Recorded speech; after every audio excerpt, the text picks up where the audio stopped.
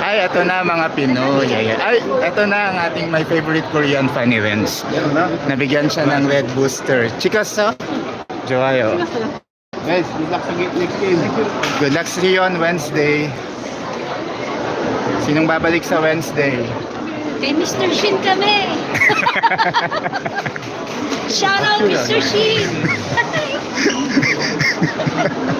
Pero ina-acknowledge naman niya. Tumira siya ng 1 year sa Pinas. As part siya ng coaching staff ngayon. Nagpapapicture ako sa kanya nung practice game. Sabi niya, no, I don't like. I know you Filipinos post everything in social media. Ayaw magpa-picture. Ano na lang kami, bantay-bantay na lang kami. Ito pa si ate. Number 1 supporter ni Renz yan dito in